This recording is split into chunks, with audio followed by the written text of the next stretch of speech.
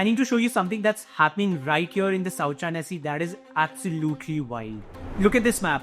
We've got China here, Vietnam here, down here in Malaysia, and Philippines here. And in the middle of all these countries' waters, something really strange is happening. These are man-made islands that China is building, like completely artificial, built from scratch in the middle of the ocean. And they're not just little sand piles we are talking about. We talk about islands with airstrips, military installations, and ports. Islands that didn't exist 20 years ago. And here's the thing, China built all of them on the shores and reefs that, according to international law, don't belong to them. Think about this for a second. Imagine if China just showed up in Arunachal Pradesh tomorrow and said, "This is ours now," and started building military bases there. How would India really react? How would the world react? But that's essentially what's happening here in the South China Sea. Vietnam, Philippines, Malaysia, Brunei, and every single country in this region, they're all saying, "Hey, wait, those are our waters." But China's response has basically been, "Hey man, that's too late. We are already here." So why is China doing all this? How did they pull this off? And why should we Indians be really concerned about what's really happening in these waters thousands of kilometers away? So let's get into it.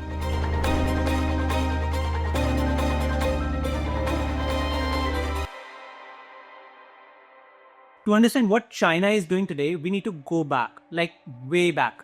China today is world's second largest economy, but in the 19th century, they were getting absolutely crushed by the colonial powers. The British, French, Japanese, they all carved up China like a cake. This period is burned into Chinese collective memory as a century of humiliation.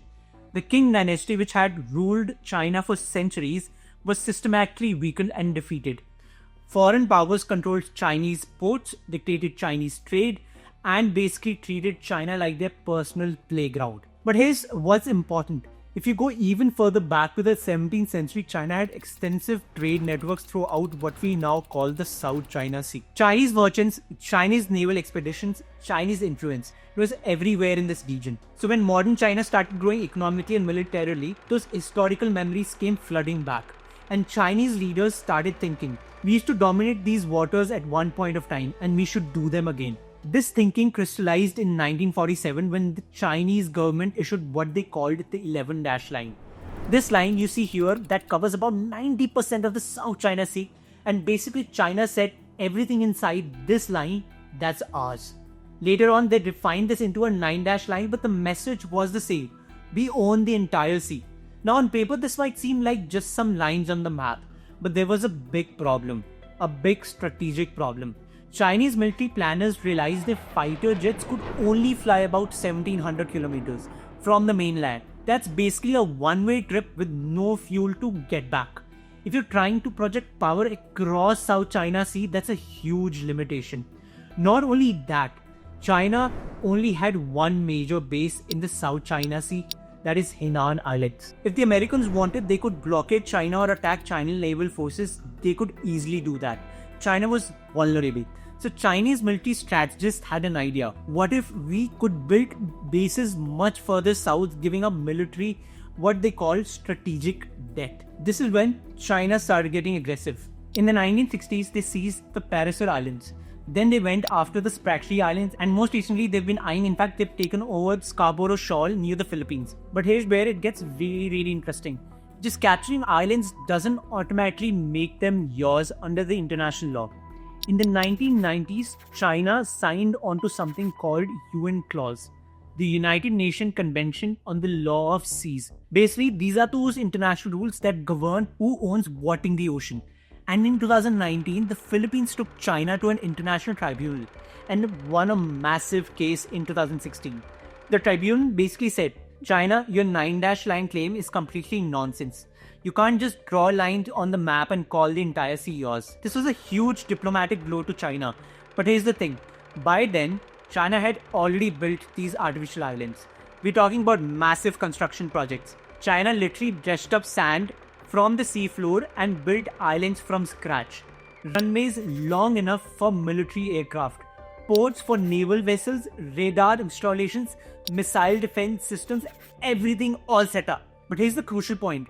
According to UN clause, you can't just build an artificial island and then claim it's your territory with a 200 nautical mile exclusive economic zone around it.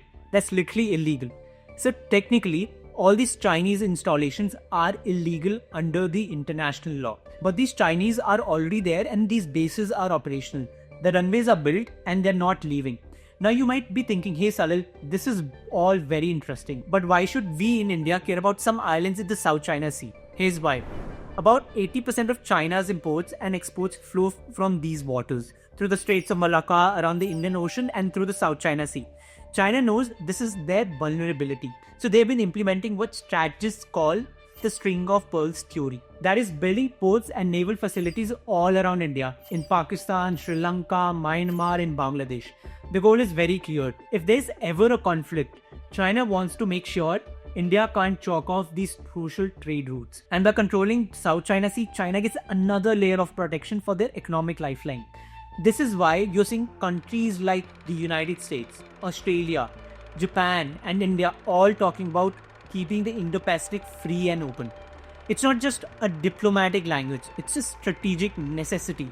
This is why India participates in military exercises with the US, Australia, Japan through the Quad partnership. This is why the Indian Navy is increasing its presence in the Indian Ocean.